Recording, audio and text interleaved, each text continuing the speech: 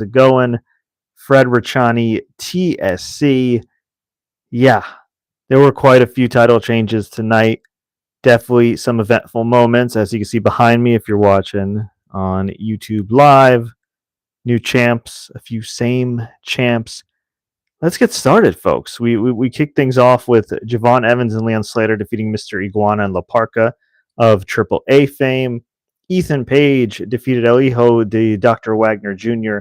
via pinfall in a Day of the Dead match to retain the NXT North American, or I guess the NXT Canadian Championship now. Shout out to Lance Storm, the original Canadian champion, and this is a pretty good match. Ethan Page has been killing it in NXT. I think he'd do great on the main roster. I think he would have done great in AEW if he got more of a shot, but hey, ended up working out for him in both parties involved.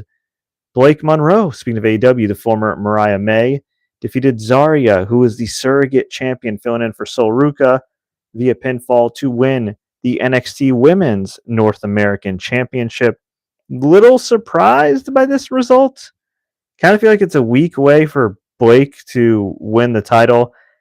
I get it. It builds up to a storyline with Zaria and Sol Ruca breaking up, feuding with each other, all that jazz. But I think Zaria and Sol Ruca should stay together. I think they should be called up to the main roster. Maybe this is a way for them to be called up to the main roster.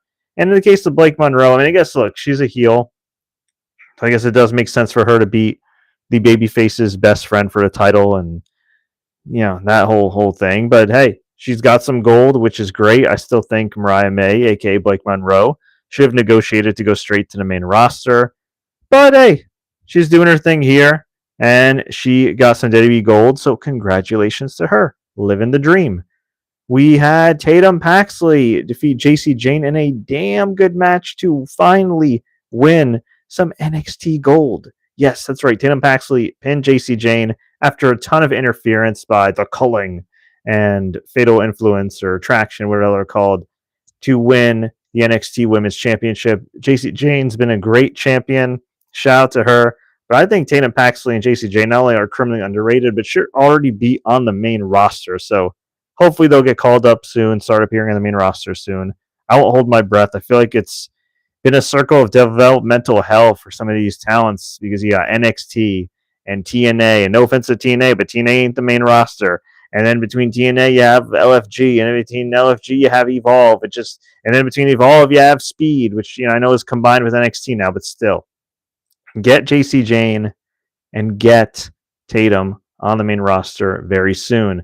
We had Dark State, and by far their best match to date, defeat the Broken Hardys, Brother Nero, Jeff Hardy, Broken Matt Hardy, via pinfall in a Broken Rules match. This was like a glorified no DQ TLC match without having to climb the ladder. Jeff Hardy's a madman, did a swanton bomb off the ladder, went through 2 tables on the floor. Somebody get these guys like a lifetime contract with Icy Hot. That's the least they could do. WWE's all about sponsorships.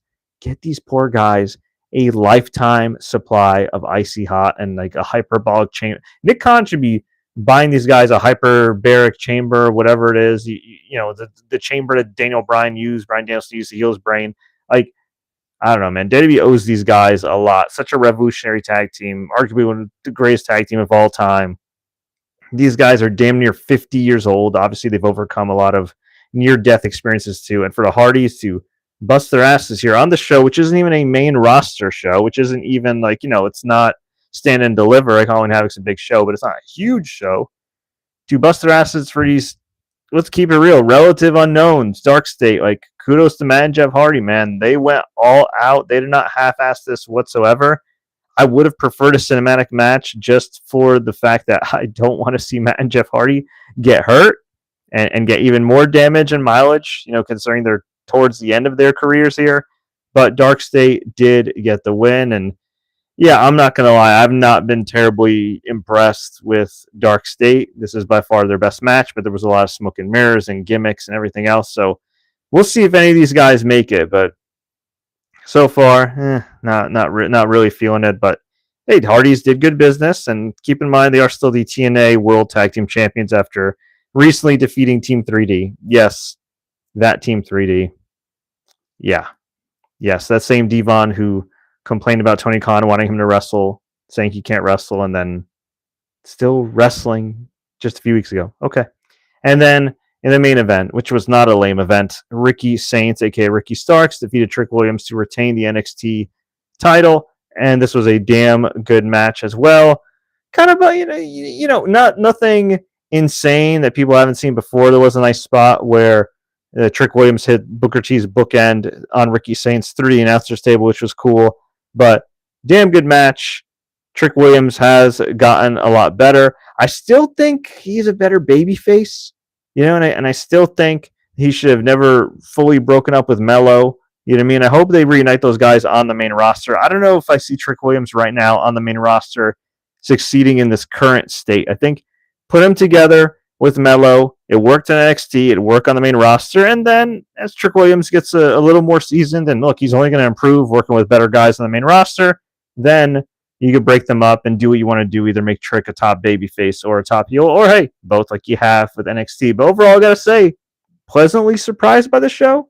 I will give it a thumbs up for sure. And it was nice that I could actually watch it on Peacock because, hey, I got YouTube TV, and it is a pain to link it to ESPN Unlimited, which, by the way, wants to charge me $29.99 a month just to watch WWE when I have ESPN Plus. Yeah, they better fix that in 2026. I want to hear from you. What do you think about Halloween Havoc? Who do you think is next for Ricky? Who do you think goes to the main roster, if anybody, in the next week or two? Let me know. Leave a comment below. If you enjoyed this video, like, share. Don't forget to subscribe and turn on notifications for interviews, reviews, and everything in between. I've done interviews on this channel with Karrion Kross, Lacey Lane, a.k.a. Kaden Carter, Casey Catanzaro, B-Fab, and many more. Until next time, everybody, as always, enjoy the matches and have a very, very happy Halloween. Woo! Thanks, everybody. Vertical live stream.